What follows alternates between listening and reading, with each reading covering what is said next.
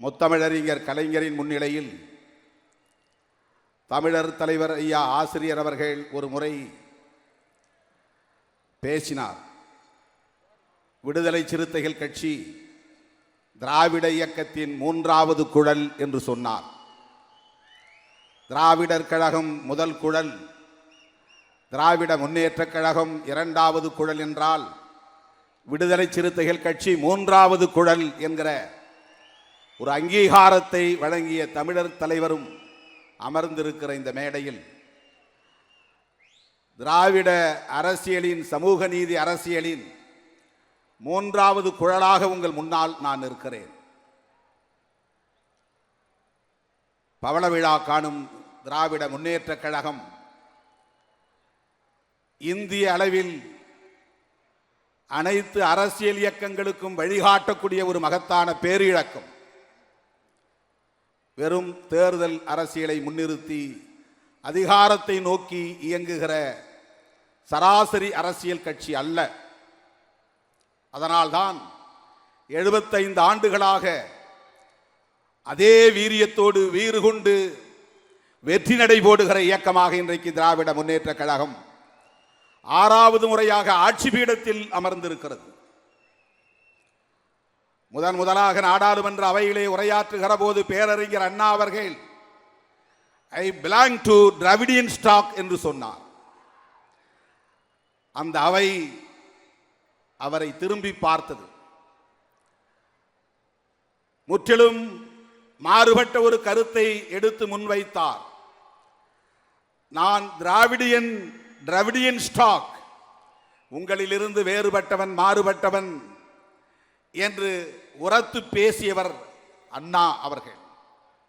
அந்த அண்ணாவின் தம்பி முத்தமிழறிஞர் கலைஞர் அவர்கள் அண்ணாவுக்கு பிறகு கட்சியின் தலைமை பொறுப்பையும் ஆட்சி பொறுப்பையும் ஏற்றார்.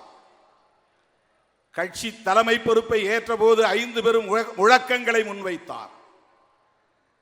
திராவிடர் கழகத்தின் நிறுவனர் ஐயா பெரியார் அவர்களின் கொள்கை வழியில்தான் திராவிட முன்னேற்றக் கழகம் இயங்கும் என்பதை ஆட்சி பொறுப்பேற்றதும் பேரறிஞர் அண்ணா அவர்கள் அறிவித்தார்.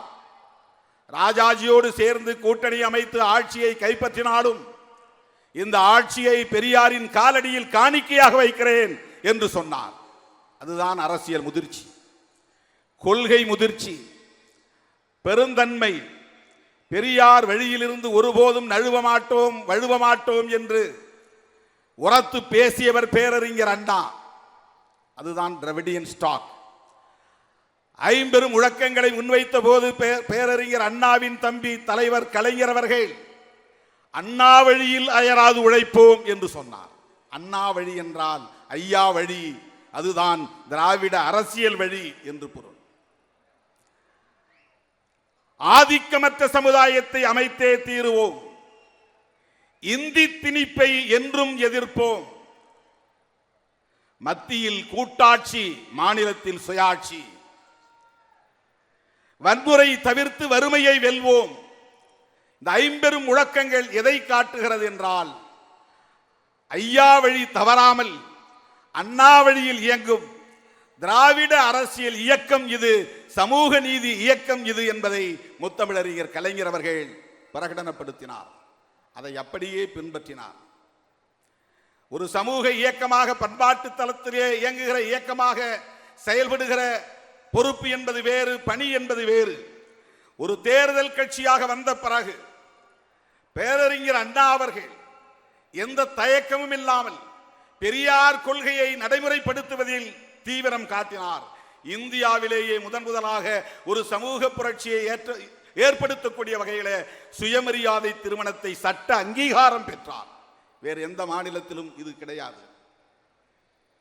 நீண்ட நெடுங்காலமாக 1000 தலைமுறைகளாக இருந்து வந்த பண்பாட்டு தளத்தில் மிகப்பெரிய சம்மட்டி அடியை கொடுத்தார்.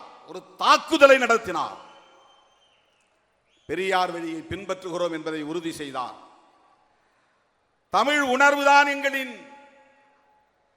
ஆணி வேர் என்பதை உணர்த்தக்கூடிய வகையில் மதராஸ் மாகாணம் என்று இருந்ததை தமிழ்நாடு என்று பெயர் சூட்டி தம்முடைய மொழி இன உணர்வை உறுதிப்படுத்தினார் அது பெரியார் வழி. ஏனென்றால் பெரியார் தான் முதலில் தமிழ்நாடு தமிழருக்கே என்கிற முழக்கத்தை எழுப்பியவர். அவருடைய மாணாக்கர், தலைமை மாணாக்கர் அண்ணா அவர்கள் தமிழ்நாடு என்று இந்த மண்ணுக்கு பெயர் சூட்டினார்.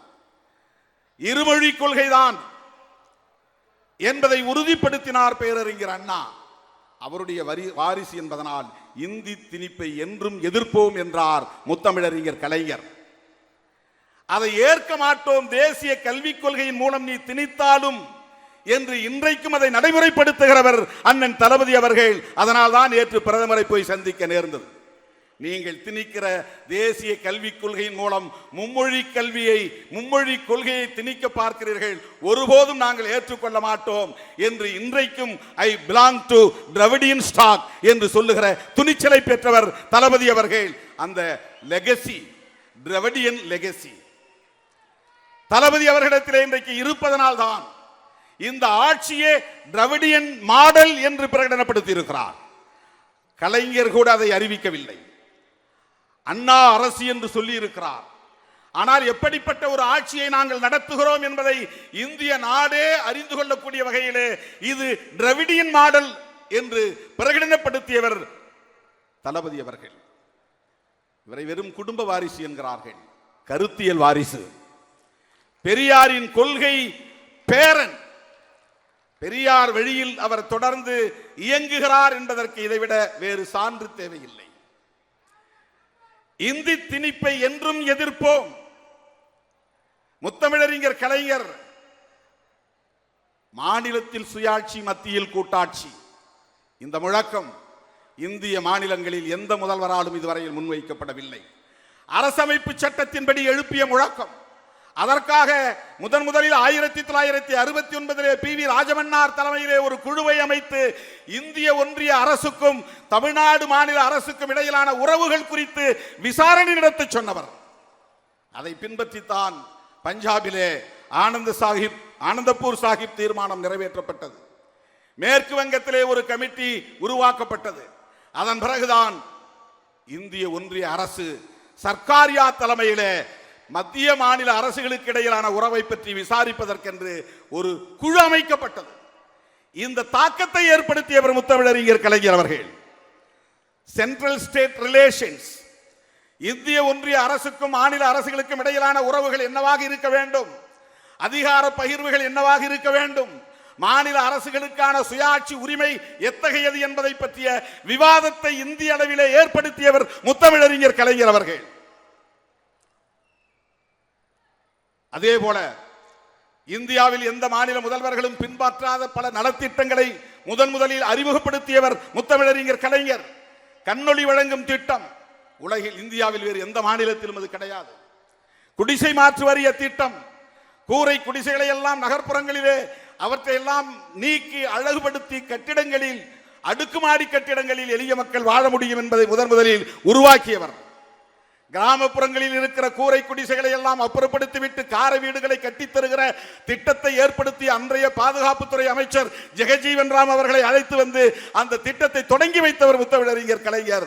அதை பார்த்த பிறகுதான் ஜெகஜீவன் ராம் அவர்கள் இந்திரா காந்தி அம்மையாரிடத்தில் எடுத்துச் சொல்லி இந்திரா ஆவாஸ் யோஜனா என்கிற ஒரு புதிய திட்டத்தை இந்திய அளவிலே இன்றைக்கு இந்திரா நினைவு குடியிருப்பு திட்டம் உருவானது என்றால் அதற்கு அடிகோடியவர் முத்தமிழறிஞர் கலைஞர் அவர்கள். இப்படி இந்திய அளவிலே ஒரு கருத்தியல் தாக்கத்தை ஏற்படுத்திய இயக்கம் திராவிட முன்னேற்ற கழகம்.